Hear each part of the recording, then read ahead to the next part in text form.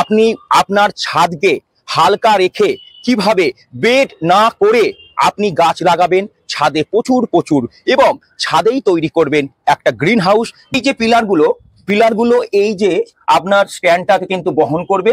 আপনি green house তৈরি করতে পারেন, এর উপরে কখনোই লোড পড়বে না।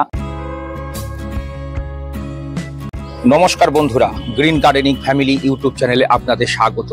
সবাইকে আন্তরিক অভিনন্দন জানিয়ে শুরু করছি আজকের ভিডিও। সমস্ত দর্শককে গ্রিন গার্ডেনিং ফ্যামিলির পক্ষ থেকে হ্যাপি নিউ ইয়ার বন্ধু। খুব ভালো কাটুক, সারা বছর আপনাদের প্রচুর গাছ লাগান। দেখুন, আজকে যে ভিডিওটা আমরা আপনাদের সামনে উপস্থাপন করব, বিশেষ করে যারা ছাদে বাগান করেন তাদের জন্য এত সুন্দর একটা পরিকল্পনা। আমরা ছাদ বাগানিরা যারা ছাদে বাগান করি তাদের একটাই সমস্যা, ছাদ নষ্ট হয়ে যাবে না তো। ছাদে বেড করতে হবে, তার মধ্যে মাটি, কোকোপিট, ধানের তুষ দিয়ে আমরা গাছ লাগাই, কিন্তু চিন্তা আমাদের কিন্তু পিছু ছাড়ে না বন্ধু। সব সময় চিন্তা হয় আমাদের বাড়িটা সুরক্ষিত থাকবে তো, ভালো থাকবে তো আমাদের ছাদ। আসুন বন্ধু, আজকে এমন একটা পরিকল্পনা আপনাদের সামনে শেয়ার করব। আপনি আপনার ছাদকে হালকা রেখে কিভাবে বেড না করে আপনি গাছ লাগাবেন ছাদে প্রচুর এবং ছাদেই তৈরি করবেন একটা গ্রিন হাউস, যেখানে আপনার গাছগুলো সারা বছর সুরক্ষিত থাকবে।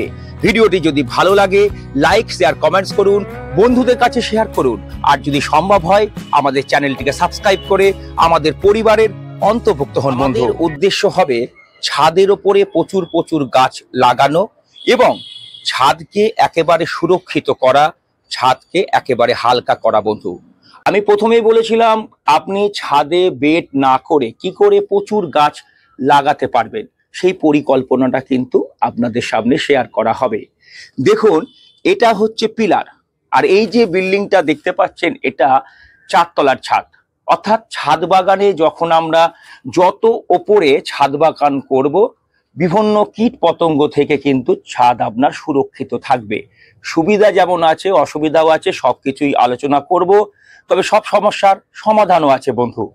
এই যে পিলারের ওপর এই স্ট্যান্ডটা করা হয়েছে দেখুন ভালো করে, এইটা কিন্তু 3 ইঞ্চি একটা গাঁথনি দিয়ে এটাকে বন্ধ করা আছে, অর্থাৎ ভেতরটা কিন্তু পুরো ফাঁকা আছে।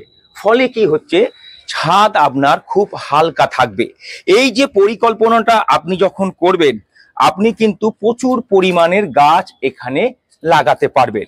এই যে পিলারগুলো এই যে আপনার স্ট্যান্ডটাকে কিন্তু বহন করবে।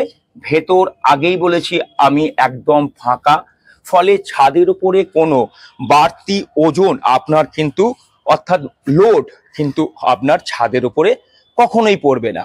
এই যে আপনি পরিকল্পনাটা দেখছেন ভালো করে দেখুন, এটা কিন্তু একটা বড় পরিকল্পনা। ছাদটা অনেক বড়। আপনার ছাদ যদি ছোট থাকে আপনি এইরকম ভাবে পরিকল্পনা করতে পারেন।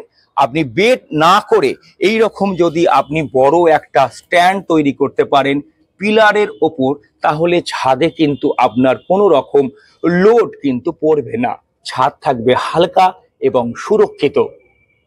ছাদ বাগান যদি আপনার বড় হয়, একটা অসুবিধা যেটা হয় জল দেওয়ার ক্ষেত্রে, পাইপের সাথে জল দিলে আপনাকে ঘুরে জল দিতে হবে, এটা কিন্তু একটা সমস্যা। আর আপনারা যদি মনে করেন যে এই লেভেলে কোনো পাইপ আনবেন পুরো সরাসরি জলটাকে আপনি গাছে দেওয়ার জন্য, তাহলে কিন্তু এই লেভেলে আপনি যদি মাঝে একটা করে কল বসিয়ে দেন, তাহলে কিন্তু খুব সহজেই আপনি পুরো ছাদ বাগানে জল দিতে পারবেন বন্ধু।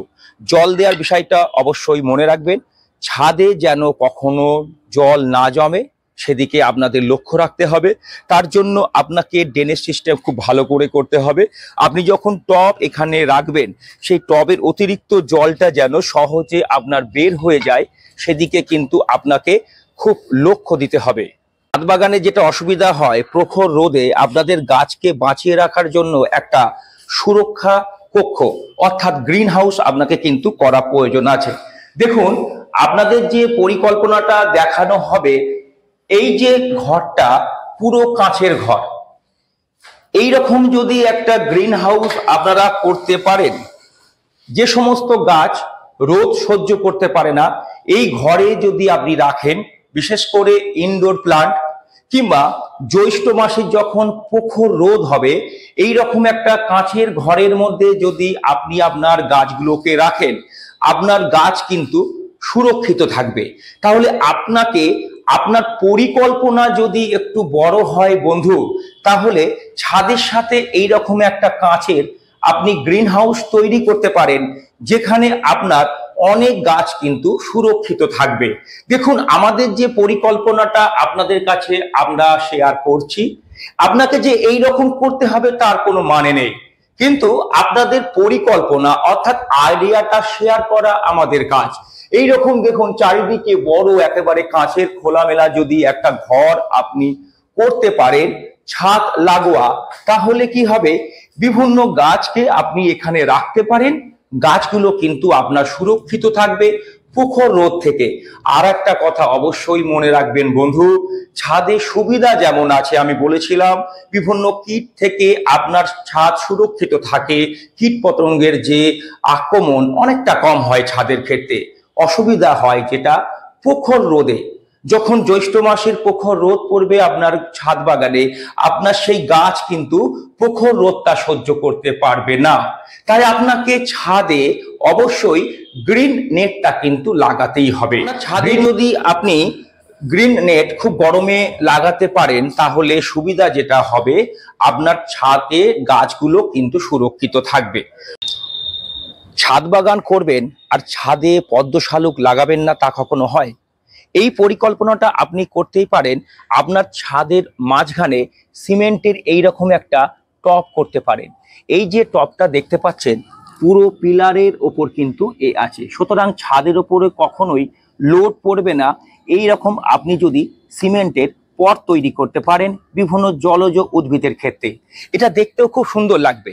আপনি ছাদের মাঝখানে যদি এই রকম সুন্দর একটা পদ্ম শালুকের জন্য যদি একটা পট করতে পারেন সিমেন্টের, তাহলে কিন্তু আপনার ছাদটা দেখতেও সুন্দর লাগবে এবং আপনার ছাদটা কিন্তু একটা সৌন্দর্যে পরিপূর্ণ হয়ে যাবে, সবুজে সবুজ থাকবে আর মাঝখানে থাকবে জল। গরমকালে ছাদও থাকবে আপনার ঠান্ডা। আপনি যখন ছাদ বাগান করবেন, এই রকম একটা স্ট্যান্ড আপনি অবশ্যই করবেন। এখানে আপনি গাছ রাখতে পারবেন, খুব সুন্দর লাগবে।